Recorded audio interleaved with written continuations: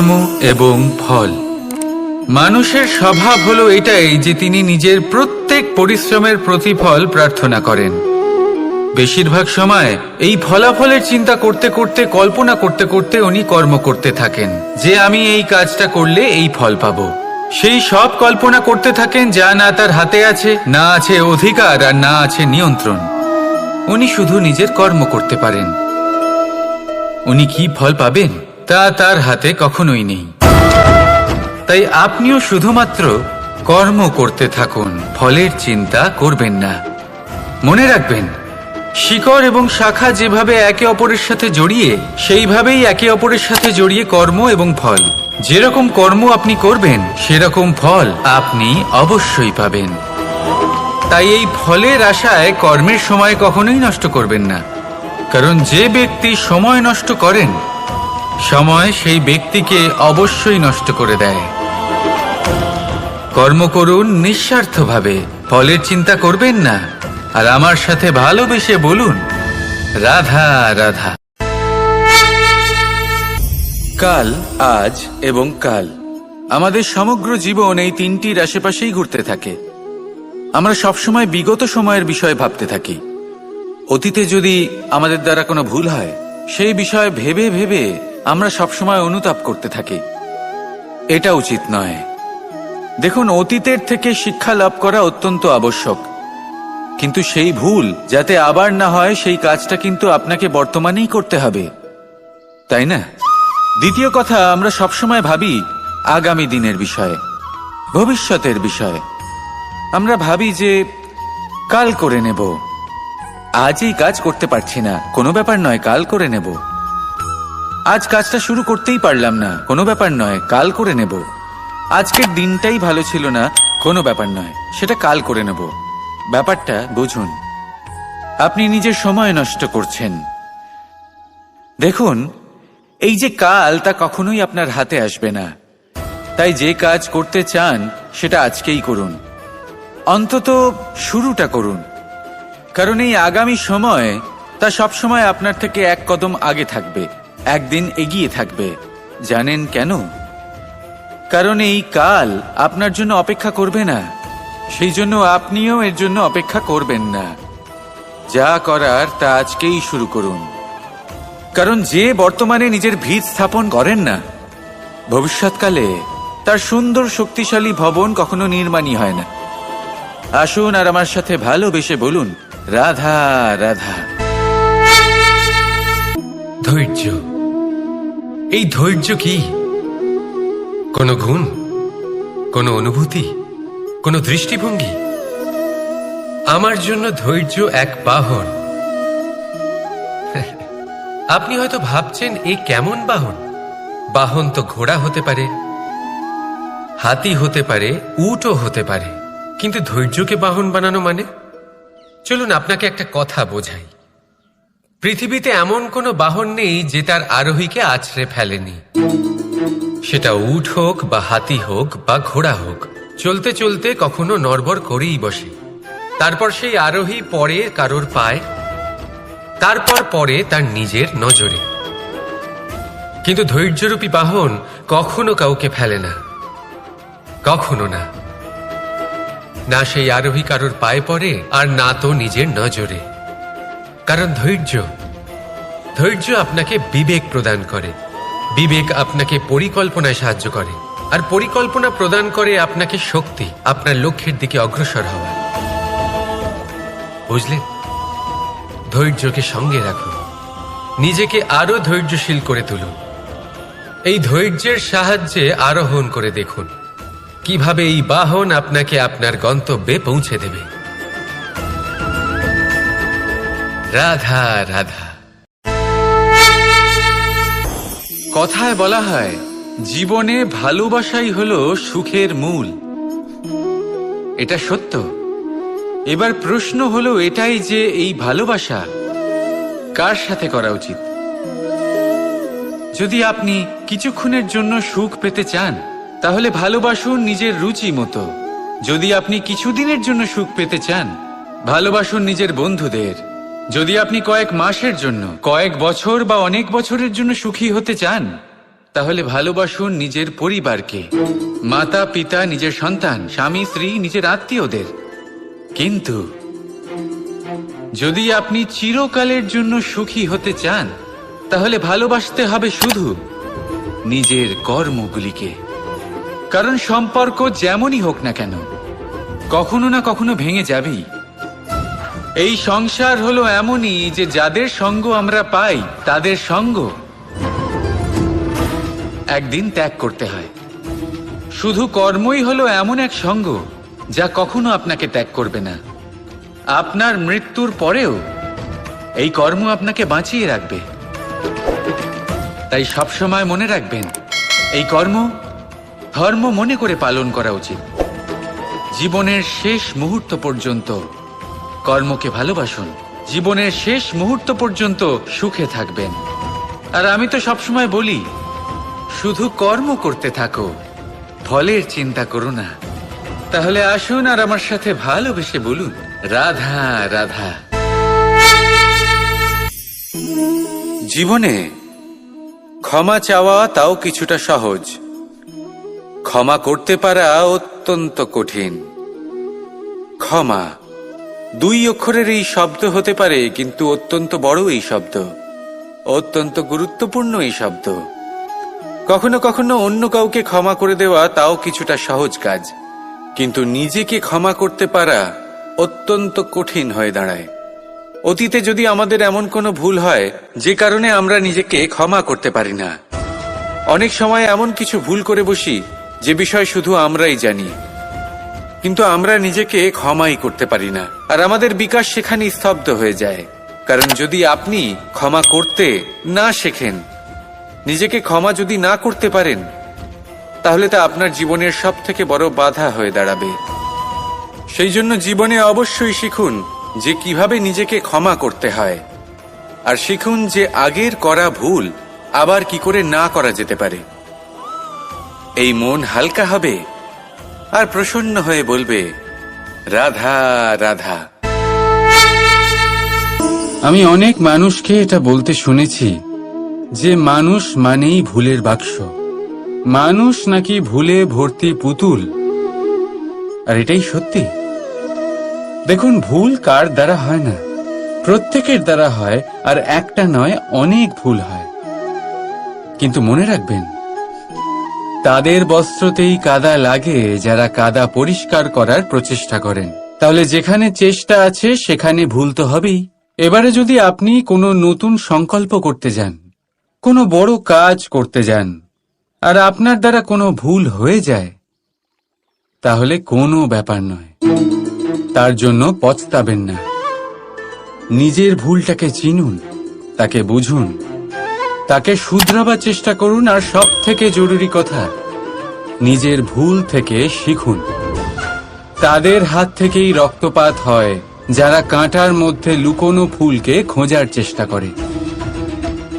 তাই মনে রাখবেন, যে জীবনে কোনো ভুল করেনি সে জীবনে নতুন কিছু করার কোনো চেষ্টাও করেনি। এই ভুল আপনার সব থেকে বড় শিক্ষক। তাই সেটাতে দুঃখী হবেন না, তার জন্য পস্তাবেন না। এই ভুলকে সম্ভ্রম করতে শিখুন। তারপর দেখবেন আপনি নিজেকে জীবনে আরো শিখরে নিয়ে যাবেন। রাধা রাধা। প্রশান্তি জড়িত নিদ্রা মানুষের জীবনের একটা অত্যন্ত গুরুত্বপূর্ণ সুখ এবং প্রয়োজনীয়তাও। দেখতে গেলে এই সংসারের প্রত্যেক পশু পাখি, প্রত্যেক জীব অবশ্যই নিদ্রা প্রাপ্ত করেন, কিন্তু মানুষ, যার মধ্যে বিচার বিবেচনা করার শক্তি অন্যদের থেকে অনেক বেশি, তার কিন্তু ঘুমের কিছু সমস্যা অবশ্যই হয়। কি বলেন, তাই তো? এবার এর কারণ কি? চিন্তা। এবার চিন্তা আমাদের সবার জীবনে আছে। আমরা সকলে জানি যে চিন্তা কখনো আমাদের সাহায্য করে না, তাও আমাদের জীবনে আছে। কেন? চিন্তার মাধ্যমে কি কখনো কোনো সমস্যার সমাধান হয়েছে? অর্থের চিন্তা করলে কি অর্থ লাভ হয়? ভবিষ্যতের চিন্তা করলে কি ভবিষ্যৎ ঠিক হয়ে যায়? স্বাস্থ্যের চিন্তা করলে কি স্বাস্থ্য নিজে থেকেই ঠিক হয়? হয় না।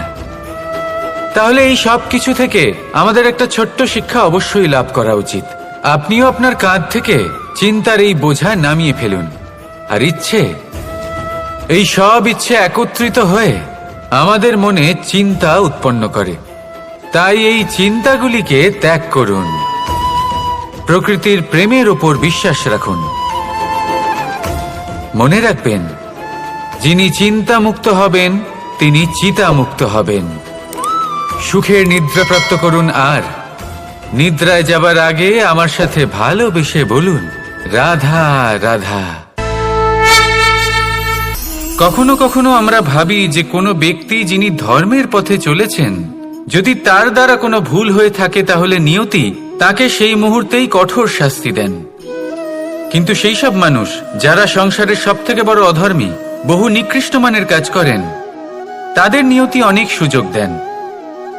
তাদের নিয়তি এরকম কঠোর প্রহার করেন না। এই ভাবনা কখনো না কখনো মনে আসেই। ভেবে দেখুন কেন? আসলে জীবনকে বেশিরভাগ মানুষ একভাবেই দেখে থাকেন, বিভিন্ন স্তরে একে দেখা উচিত। এবার আপনি বলুন, এই সংসারে কোনো অধর্মী কখনো প্রেরণার উৎস হতে পারেন? কখনোই নয়।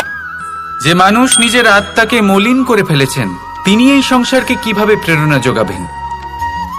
উনি নিজেই বুঝতে পারেন না কোনটা করা উচিত, ধর্ম কোনটা। তাই নিয়তি তাকে একটা সুযোগ দেন। এটা বোঝার সুযোগ দেন যে কোনটা উচিত, কোনটা ধর্ম। সুযোগ দেন নিজের বিবেক জাগিয়ে তোলার। তাকে সুযোগ দেন নিজের অন্তরাত্মার ডাক শোনার। যখন তাতেও কাজ হয় না, তখন নিয়তির কাছে একটাই পথ বাকি থাকে, আর তা হল মহাবিনাশ। মহাবিনাশ হয়তো দেরিতেই আসতে পারে, কিন্তু তা অবশ্যই আসবে। আর যখন মহাবিনাশ আসে, তখন মহাবিনাশের যন্ত্রণা সমগ্র মানব জীবনের যন্ত্রণার থেকে অনেক বেশি হয়। এই কথাটা সবসময় মনে রাখবেন। আর অন্যদিকে যে মানুষ ধর্মের পথে চলছেন, তার দ্বারা যদি কোনো ভুল হয়ে থাকে, তখন নিয়তি তার পরীক্ষা নেন। কিছুক্ষণের জন্য মানুষের মনে হতে পারে নিয়তি তাকে কঠোর শাস্তি দিয়েছেন, কিন্তু সময়ের সাথে আমরা সবাই দেখি যে যখন সেই মানুষ সেই পরীক্ষায় উত্তীর্ণ হন, এই সমস্ত সংসারের জন্য প্রেরণার উৎস হয়ে ওঠেন। অর্থাৎ নিয়তি প্রত্যেক মানুষকে তার কর্ম অনুসারে উচিত ফলও দেন, উচিত শাস্তিও দেন। পার্থক্য হলো শুধুমাত্র সময় আর আপনার দৃষ্টিভঙ্গির। তাই ধর্মের পথে চলুন, আর আমার সাথে ভালোবেসে বলুন, রাধা রাধা। এই সংসারে সবচেয়ে বড় পাপ কি হতে পারে? কেউ বলবেন অসত্য, কেউ বলবেন ছলনা, আবার কেউ বলবেন লালসা। না, সংসারে সবচেয়ে বড় পাপ হলো নারী জাতির অসম্মান, নারীর মান ভঙ্গ করা। কারণ এই অপরাধ কেবল নারীর শরীরকেই নয়, বরং তার মন আর আত্মাকেও আহত করে থাকে। তাহলে এবার প্রশ্ন হলো, যে এই অপরাধ করেছে তাকে কি শাস্তি দেওয়া উচিত? কেউ বলবেন শারীরিক যন্ত্রণা, আর কেউ বলবেন মৃত্যুদণ্ড। কিন্তু এই অপরাধের শাস্তি নির্ধারণ করার আগে এটা জানার কি কোনো প্রয়োজন নেই যে অপরাধী আসলে কে? এখন আপনি বলবেন সহজ ব্যাপার, সেই পুরুষ যে নারীর মান ভঙ্গ করেছে। কিন্তু এ কি সম্পূর্ণ সত্যি? নিজের অপমানের জন্য, নিজের সম্মানকে নিজেই হারানোর জন্য কখনো নারী কি নিজে দায়ী হতে পারে না? ভেবে দেখুন, সম্মানহানির থেকে বাঁচার জন্য সর্বপ্রথম সম্মানের সীমার ওপর নজর দেওয়া প্রয়োজন। রাবণ সীতার হরণ এই জন্যই করতে পেরেছিলেন, কারণ সীতা নিজের বোকামোর জন্য রাবণের সেই সীমা উল্লঙ্ঘন করা সহজ করে দিয়েছিলেন। কিন্তু অশোক বাটিকাতে সেই সীতাকেই রাবণ স্পর্শ পর্যন্ত করতে পারেননি, কারণ সে রাবণ আর তার মাঝখানে ঘাস দিয়ে একটা ছোট রেখা বানিয়ে দিয়েছিলেন। জীবনে না বলতে শিখুন, যদি কেউ আপনার সম্মানের সীমা পার করতে চেষ্টা করে তাহলে তাকে সেখানেই আটকাতে শিখুন। আপনার ওপরে ওঠা প্রথম হাত, প্রথম কটাক্ষ ওইখানেই আটকাতে শিখে নিন। তখন কোনো পুরুষের সাহস হবে না আপনাকে আবার অপমান করতে চেষ্টা করার, কারণ নারী জননী, পূজনীয়। তাই নিজেকে দুর্বল মনে করে আপনি অপরাধী হবেন না। রাধা রাধা।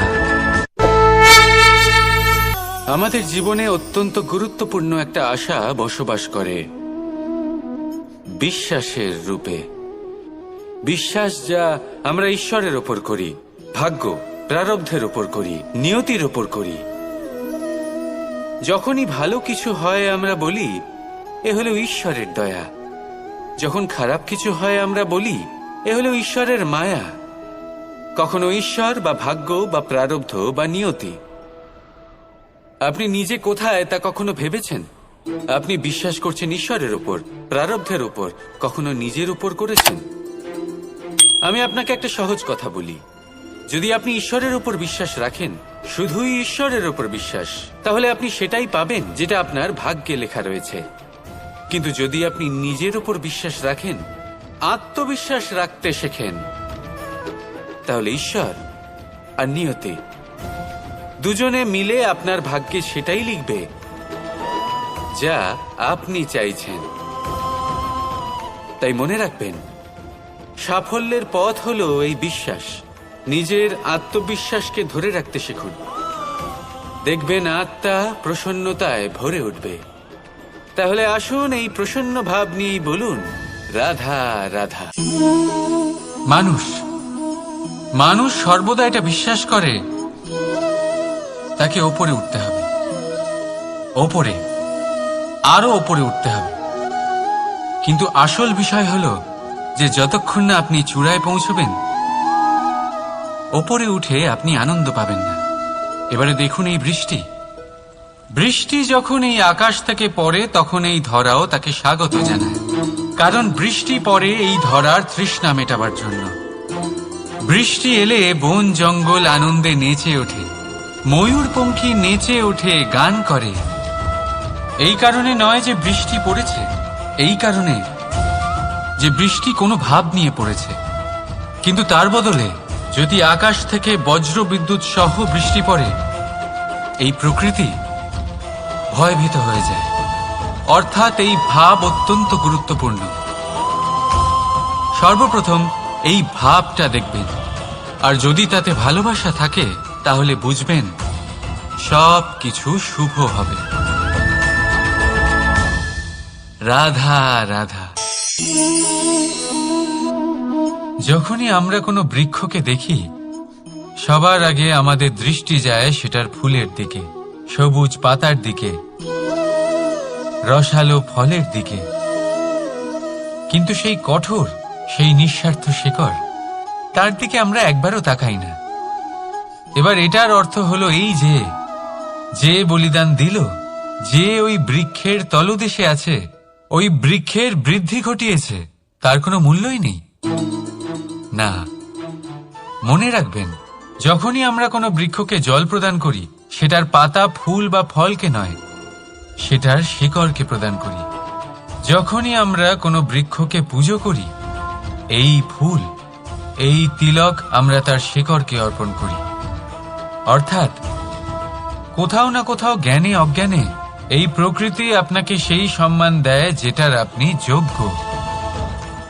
আর সেই জন্যই তো আমি বলি যে তুমি কর্ম করে যাও, তার ফলের চিন্তা করো না। তুমি সেই সম্মান অবশ্যই পাবে যেটার তুমি যোগ্য, শুধু মনে বিশ্বাস রাখো। রাধা রাধা। এই সংসারে আপনার